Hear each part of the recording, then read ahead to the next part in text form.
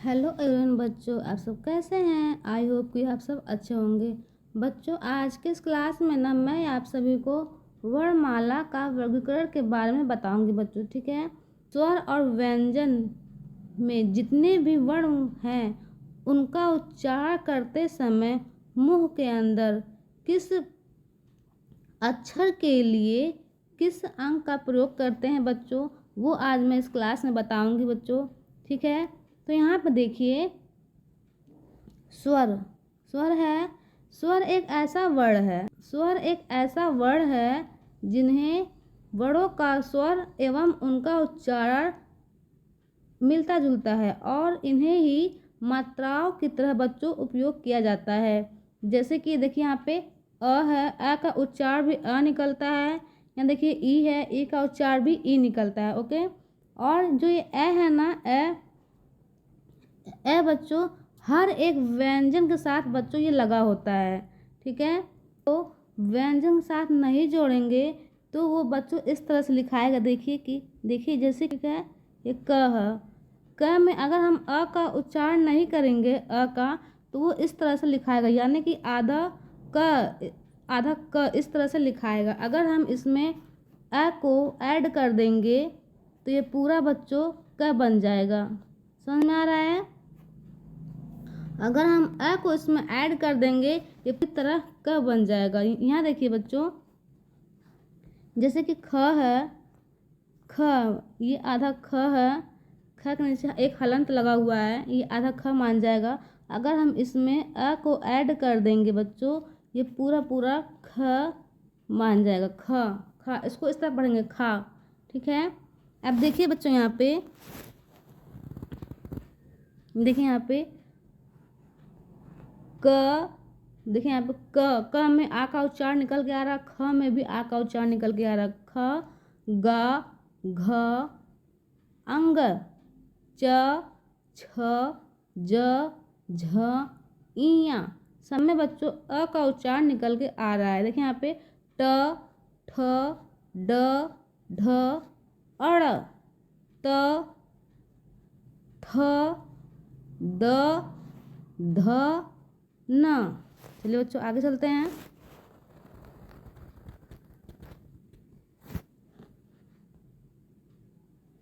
यहाँ पे देख लीजिए बच्चों, त, थ, द, ध, न, प, फ, ब, भ, म, य, र, ल, व, श, स, ह।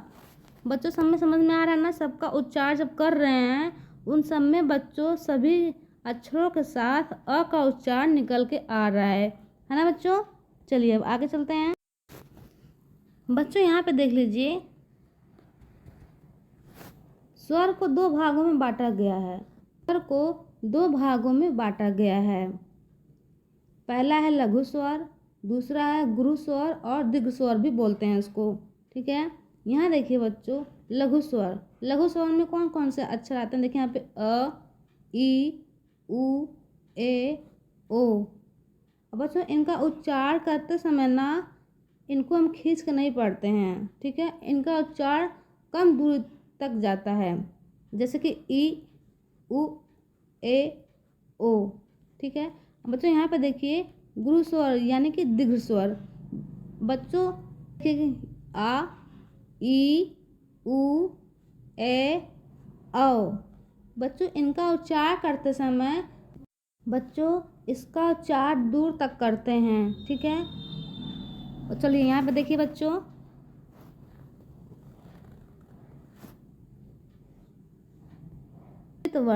मिश्रित वर्ण ऐसे वर्ण हैं जो किन्हीं दो वर्णों के मेल से बनते हैं, यानी कि दो वर्णों को जब जोड़ते हैं तो वो एक अक्षर बनकर तैयार होता है। जैसे कि छ प्लस श को जोड़ेंगे तो छ वर्ण बनेगा। यहाँ देखिए त्र को प्लस र को जोड़ेंगे तो त्र बनेगा।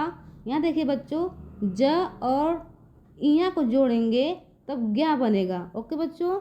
अब यहाँ देखिए बच्चों, माला को मूलतः 5 भागों में बांटा गया है। कितने भागों में बांटा गया है बच्चों? 5 भागों में बांटा गया है। पहला है कंठव्य, दूसरा है तालव्य, और तीसरा है बच्चों मूर्धन्य, चौथा है बच्चों दंत्य, और पांचवा है ओष्ठ्य। बच्चों तो सबको हम एक एक करके उनके बारे में बताएंगे। तो देखिए बच्चों, यहाँ पे पहला है कंठव्य।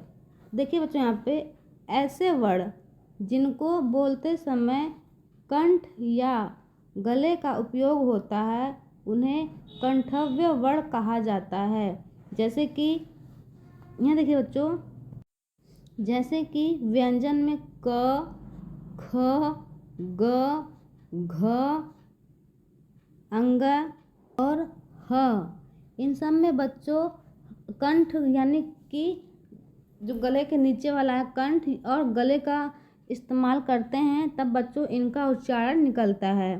ओके बच्चों, और यहाँ देखिए स्वर में अ, आ और अह, इन सब भी मतलब बच्चों इन सब वर्णों का भी उच्चारण करते समय कंठ और गले का इस्तेमाल होता है। तो चलिए बच्चों अब आगे चलते हैं। यहाँ पे देख लीजिए बच्चों, दूसरा है तालव्य। दूसरा क्या है बच्चों?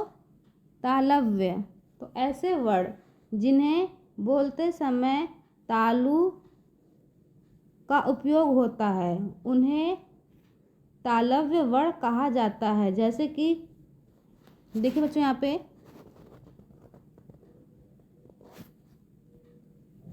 जैसे कि व्यंजन में च, छ, ज, झ, इया और श। स्वर में देखिए बच्चों ई और बड़ी ई, इन सब का उच्चारण करते समय बच्चों तालु का उपयोग किया जाता है। यहाँ देखिए बच्चों, इन सब का उच्चारण करते समय जो जीभ है हमारी वो तालु पे जाके टच हो रही है। यहाँ पे देख लीजिए बच्चों, यहाँ पे देख लीजिए बच्चों मूर्धन्य वर्ण। ऐसे वर्ण जिन्हें बोलते समय तालु के पीछे का भाग यानी कि मूर्धा का उपयोग होता है और उन्हें बच्चों मूर्धन्य वर्ण कहा जाता है। जैसे कि यहाँ देखिए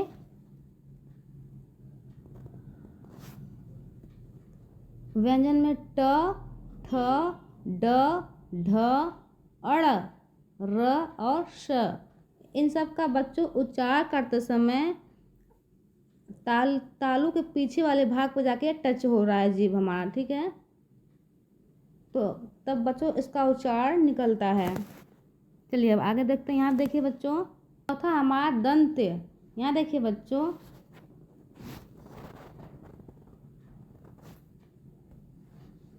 ऐसे वर्ण जिन्हें बोलते समय जीभ दांतों को छूता है उन्हें दंत्य वर्ण कहा जाता है। जैसे कि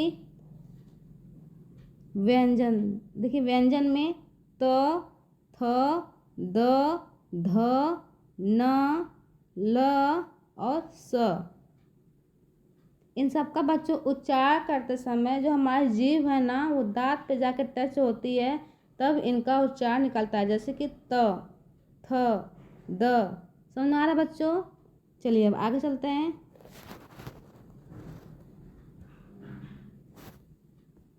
यहाँ पे देख लीजिए बच्चों ओष्ठ्य। पांचवा है बच्चों हमारा ओष्ठ्य। ऐसे वर्ण जिन्हें बोलते समय होठों का उपयोग होता है उन्हें ओष्ठ्य वर्ण कहा जाता है। जैसे कि व्यंजन में प, फ, ब, भ और म। देखिए बच्चों यहाँ पे स्वर में उ और बड़ा उ। देखिए उच्चारण करके देखिए प जो होठ है हमारा, होठों से इनका उच्चारण निकल के आ रहा है। प होठ पे जाकर टच हो रहा है तब हमारा उच्चारण निकल के आ रहा है। प, फ, ब, भ, इस तरह देखिए। चलिए वर्ण, इन्हीं 5 वर्णों में शामिल होते हैं, लेकिन कुछ वर्ड ऐसे हैं बच्चों जिनके लिए अलग से 3 वर्गीकरण किया गया है। ओके, तो देखिए बच्चों कौन कौन से हैं। देखिए यहाँ पे पहला है कंठ तालव्य, दूसरा है कंठोष्ठ, तीसरा है त्योष्ठ। बच्चों इन सब के बारे में भी हम बारीकी से समझ लेते हैं। चलिए आगे चलते हैं। यहाँ देखिए पहला है बच्चों हमारा, देखिए बच्चों यहाँ पे पहला है कंठ तालव्य। बच्चों यहाँ देखिए इनके इस्तेमाल में कंठ या गले के साथ साथ तालु का भी इस्तेमाल होता है, जैसे कि अ और ऐ।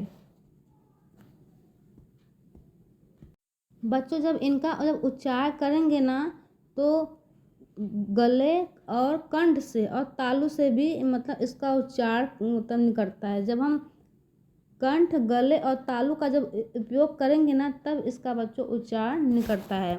ठीक है, अब यहाँ पे देखिए बच्चों दूसरा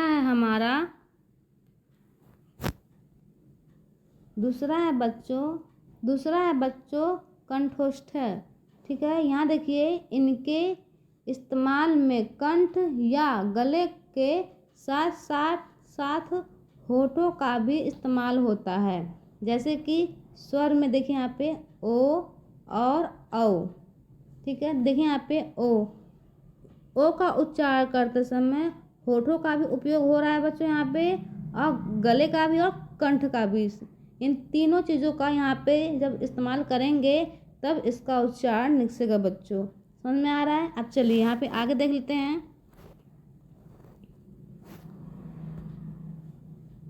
यहाँ देख लीजिए बच्चों तीसरा है हमारा दंत्योष्ठ।